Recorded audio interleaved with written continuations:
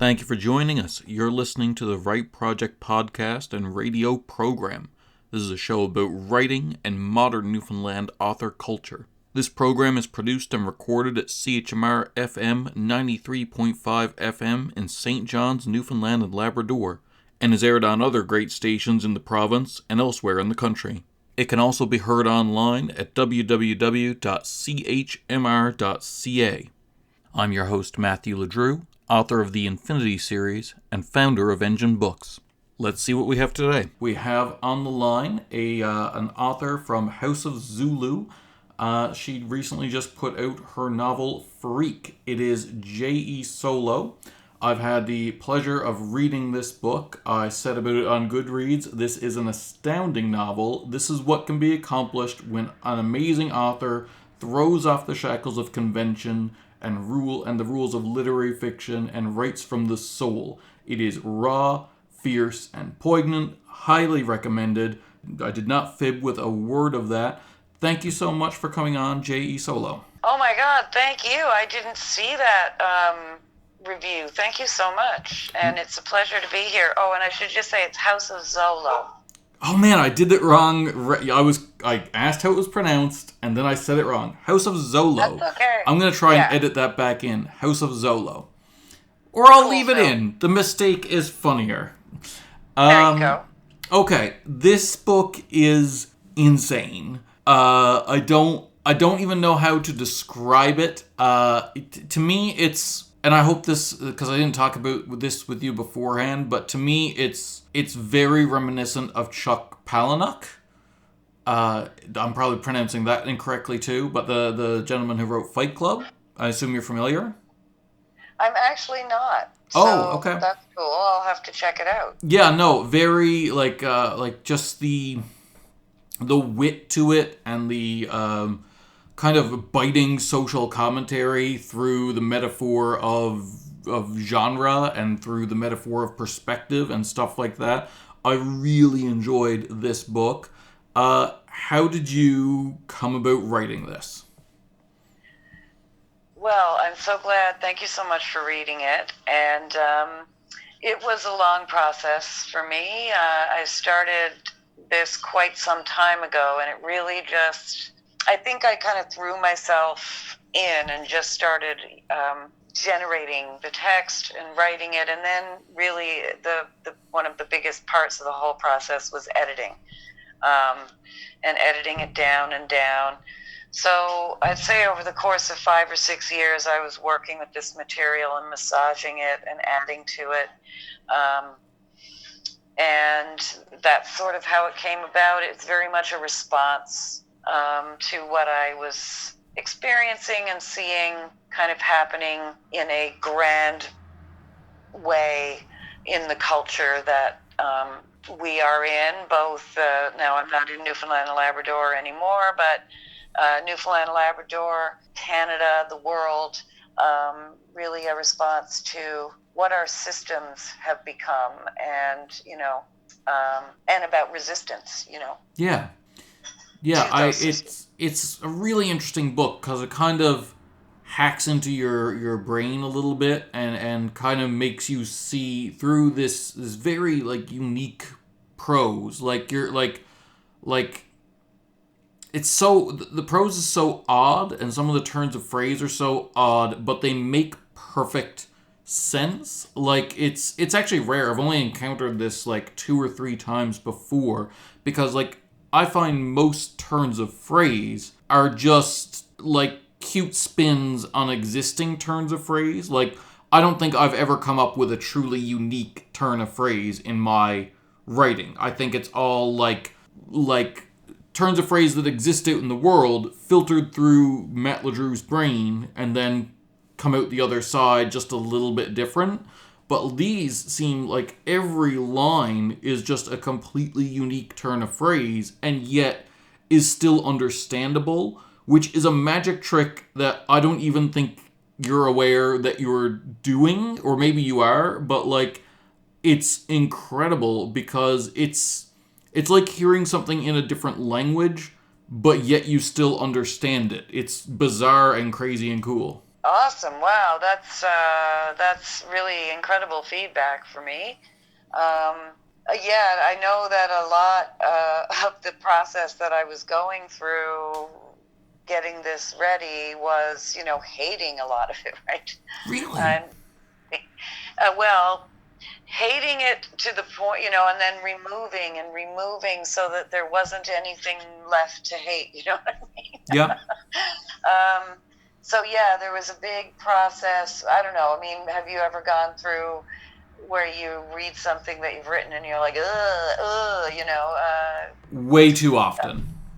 yeah. So it got a bit microscopic, in the end, trying to take out every little bit of that. But thank you for that feedback. Um, that's really makes my day. No, but like, well, you're welcome. It's honest, but like it's so interesting because people tend to, the metaphors for writing, none of them are really complete. Like I heard someone say recently that, or I've read it somewhere, something like that, that writing was like sculpting if you also made the clay, like where you made the clay yourself and then you sculpted something out of it, but not even really then because you're not just building up. That's the first draft. Like you're saying, so much of it is ugly and gross and wrong that you end up shaving off or removing a ton of it after the fact as well. Yes, yes, that's very true. And it's difficult with writing because it is, and again, about precision. Like in theater, if you want to take something out of a box, you just go over and take it out of the box. It's an action, it's such a simple thing. But when you're writing it, what does the box look like? What's it made of? Where is the box? How do you pick up the box? What does it feel like when you pick up the box? You know what I mean? Um, it's a whole different animal, and then difficult to do that without like telling, but showing. Yeah. So yeah, it's hard to compare between the different sort of creative forms, but with writing and music, precision is again the goal. Okay. All right. There was a lot of musical influence in this. It had a rhythm to it that I find only musicians had. Can you talk about like if you found that like when you're writing it, like if you're aware of that, if music had an influence on the writing process?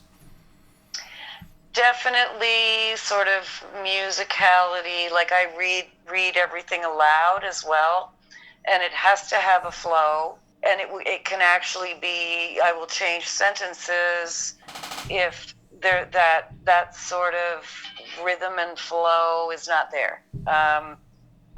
So in a sense, yeah, applying a sense of music to it.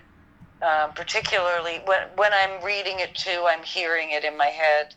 So that's definitely a part of what goes on when I'm both writing and then editing or rereading.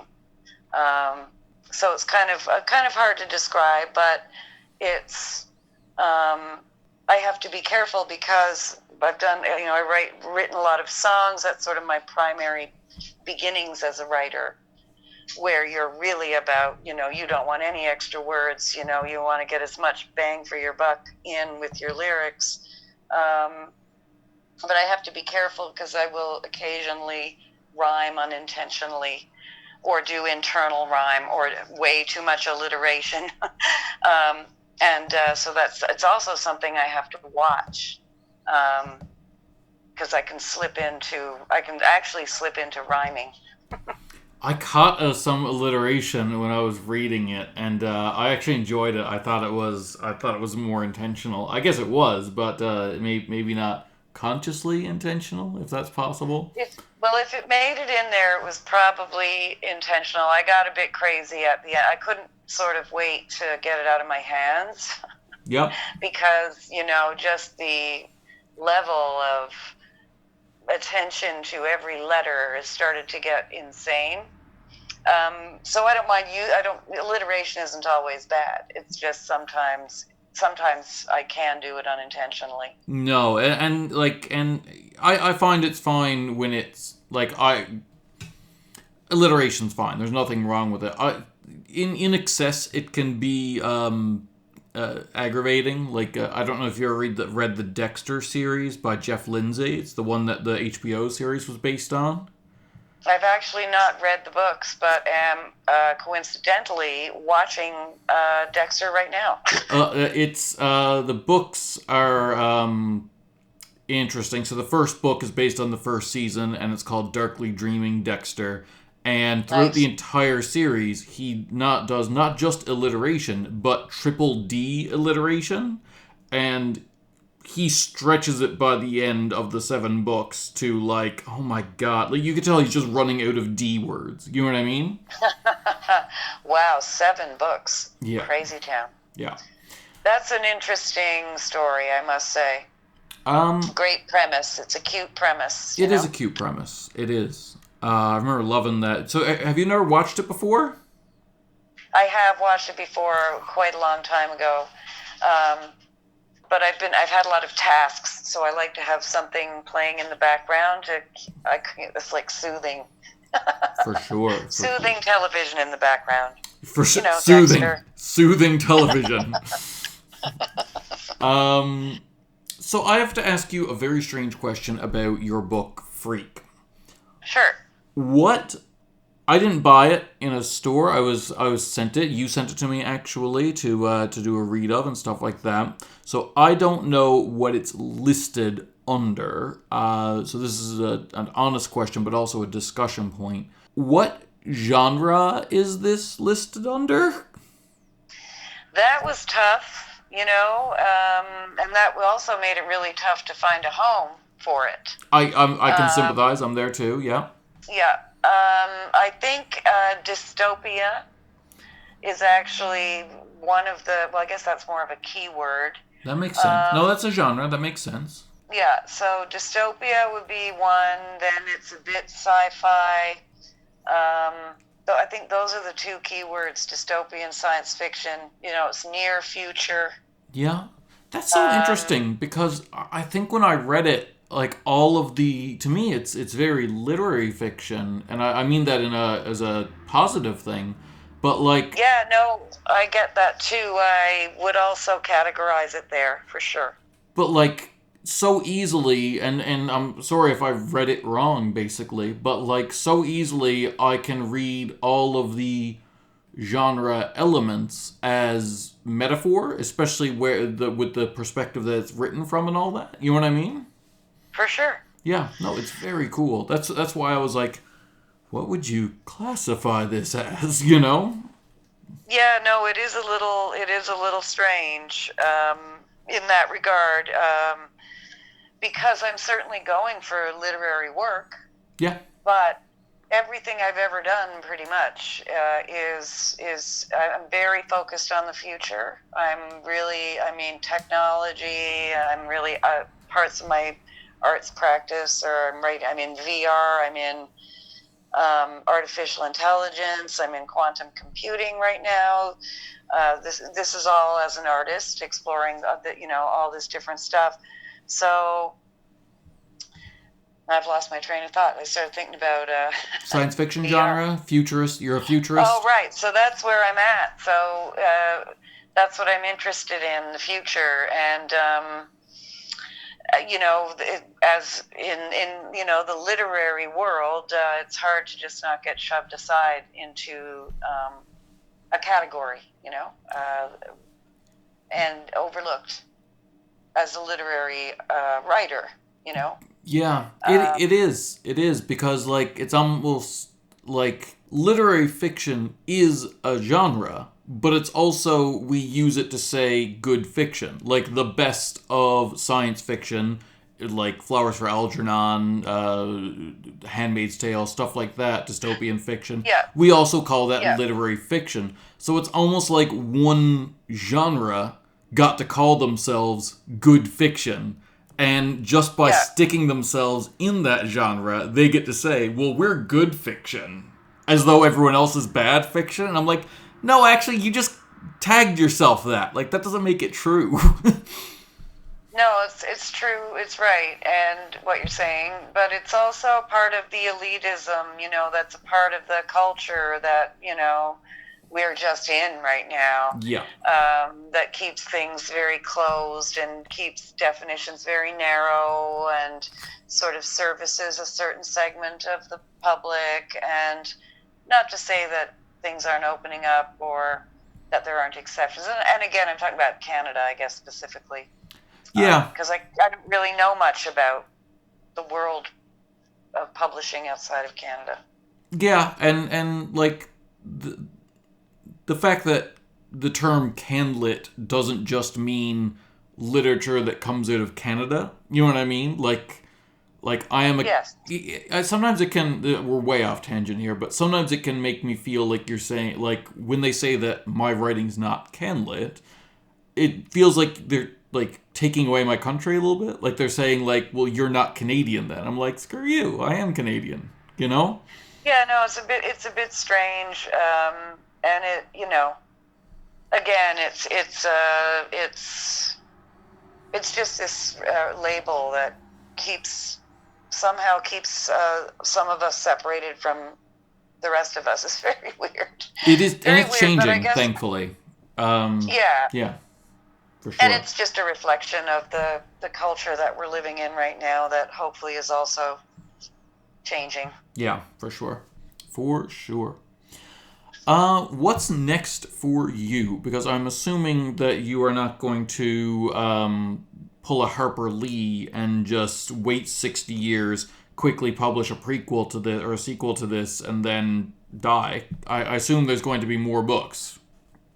Yes, and I'm not sure where they're coming out yet, but the next thing I have that's actually ready to go, because again, like I was saying, I've been writing for a long time, but it's only in the last little while that I've kind of had the aha moment about, not really waiting around for others and, seeking like-minded people in small presses. But I have a collection of short stories that are pretty much ready to go. And there's a couple that have appeared in different journals and stuff over the years. So trying to find a home for that. And I have a new story out in the House of Zolo's latest journal. So I'm really excited about that. And I've also, my sort of newest thing is after the novel is to write super short stories. So I'm working on a little collection of stories under 1,000 words. Oh, that's interesting. Yes. Because the novel. Oh, go ahead. Sorry, we have a monthly contest we do at Engine, the Kit Sora Flash Fiction Contest. And cool. It's 250 word stories based on an image from a local photographer. Fun.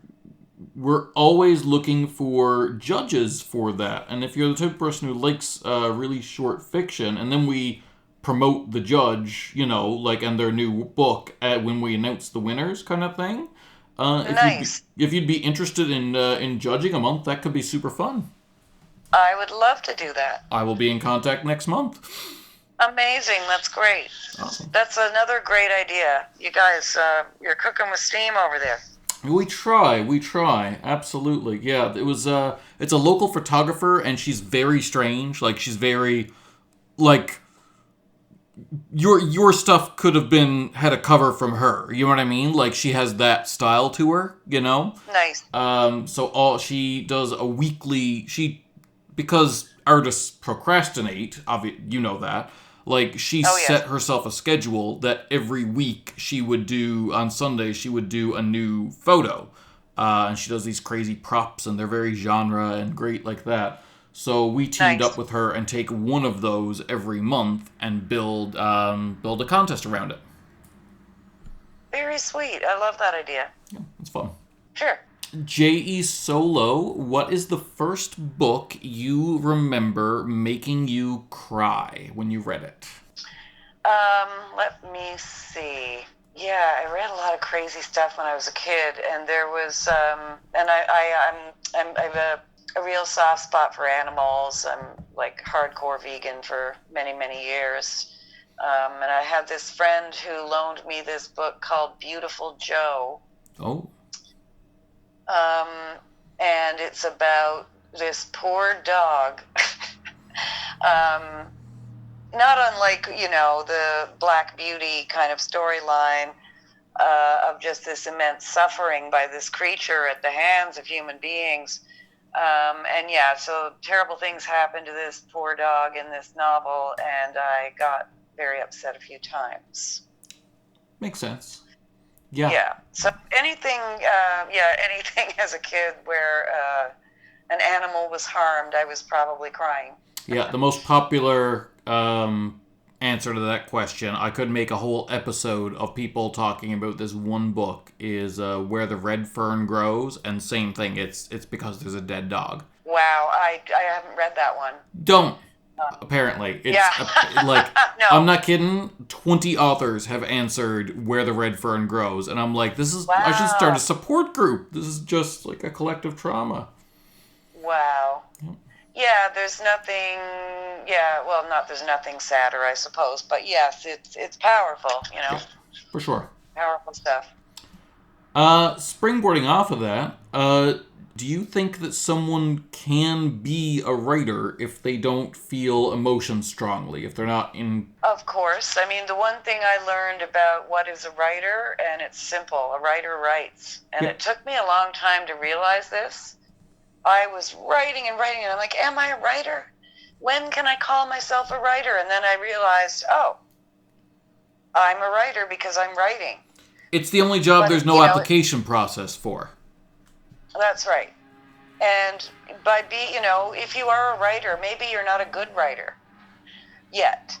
Maybe you're, a novice writer. Maybe you're a bad writer, but, you're still a writer. So, there are bad doctors out there, but they're still allowed to call themselves doctors, at least for a while. Exactly. Yeah. So if you write, you're a writer. Yeah. So just to let everybody, I've already done that work. I've already figured that out. If you write, you're a writer. You can call yourself a writer. Fair.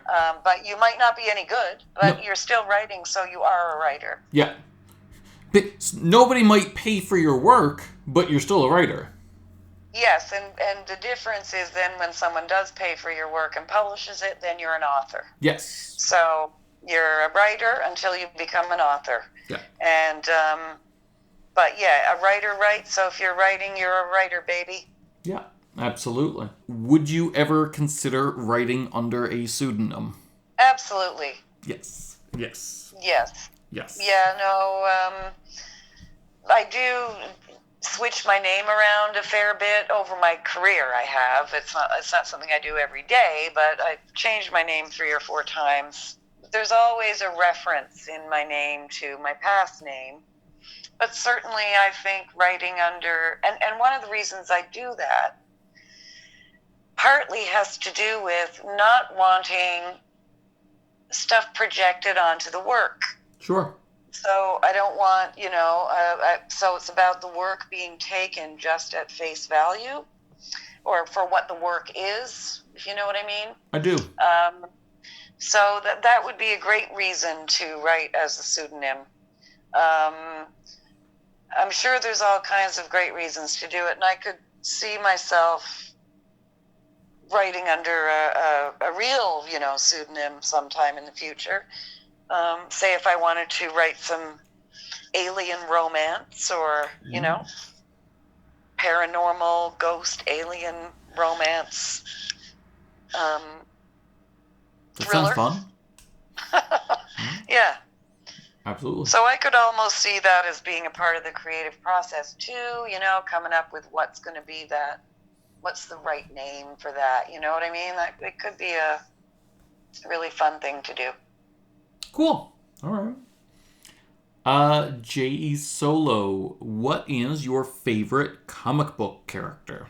What are you reading right now? Like, what book are you in the middle of? I am in the middle of a couple of books right now. I am in the middle of On Earth, We Are Briefly Gorgeous. Bluettes. Dig. Oh, okay. I know Dig, Terry Doyle's book, right? That's right. And what's the other one? Well, that's the ones I'm in the middle of, and the one I am about to start is even weirder than before, Susie Taylor. Ah. Yeah. So that's what I'm at the moment. I was traveling for a little while, had to self-isolate, so it was great. I got to get into a few different books, but I'm still finishing them all. I enjoyed that part of the isolation process too. You're not supposed to enjoy it, but I found I did, strangely. Oh yeah, me too. Yeah. I caught up on I a lot of also, reading. yeah, no, I really did enjoy that. What are common traps for aspiring authors? Pitfalls that they get themselves into, in your opinion? Well, I've been doing a bit of editing lately, so that's been it's work I really enjoy, but it's also very instructive. You know, you learn a lot when you start to look at things from that perspective. And I guess the big thing is, and coming from music originally, it relates in the same way that precision is very important with words. You can be poetic and go all over the place and describe anything or discuss anything, but you have to be precise. So that's one of the first things, even if it means being extremely simple. And in fact, simple is better, less is more. So that's one thing, just from looking at things as an editor, is, if you're having a run-on sentence, you need 2 sentences. And to really go for trying to be very precise with your words. And then in terms of publishing, not unlike music again, so, when I was back in the past, I've done a lot of work in music. I still work there, but I've really transitioned to writing. But it's very similar in terms of trying to find avenues and ways to get your work published. And I think there comes a point, there is this big illusion about big publishing houses, getting publishing deals. A lot of these deals really don't amount to a lot at the end of the day for the author, which is just like music. Yeah. It's exactly like working in music. It's hilarious. And that, there's so much going on in independent publishing right now, and that there's a lot more available to people working with smaller presses and smaller enterprises. And because of what's going on in distribution with the internet, there are all kinds of accessible avenues. It's really all about distribution in the end. And there are massive distribution networks now that small companies and even individuals can access.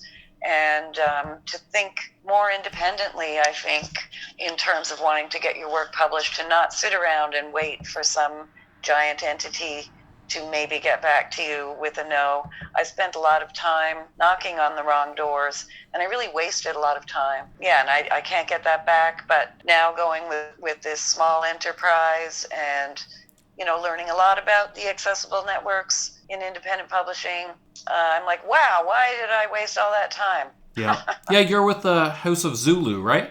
House of Zolo. Yes. Zolo, sorry. Pronunciation is, people do that with this is wonderful because people do that with my publishing company. It's Engine Books, but people call it, because I didn't spell it like a car engine, it's ENGEN, people will just call it any number of things. Totally understood, yep. Yep. I love what Engine Books is doing, by the way. Oh, Speaking thanks. of independent publishing, yeah. I actually really like what House of Zolo is doing over there. Thank you so much for coming on the Right Project podcast, J.E. Solo. It has been an absolute pleasure talking to you. Thanks for having me. No problem at all. Everyone, please check out Phreak from House of Zolo Press. House of Zolo. Damn it. Everyone, check out Phreak. 1 second. Everyone, check out Phreak by J.E. Solo from House of Zolo Press. Did I do it wrong again? You got a thing. That's okay. Did I do it wrong again? You did it wrong again, yeah. Zolo. It actually rhymes with solo. Solo. Okay. 1 second. I'll get it right. Yeah. Everyone. All right. Well, everyone, please check out Phreak from J.E. Solo at House of Zolo Press. That time perfect. I got it? You got it perfect. Okay. Wonderful. All right, well, thanks for coming on again. For all of you, we'll be here again next week at 4:30 Newfoundland time or online at chmr.ca. Please tune in and we'll talk more about writing culture in Newfoundland.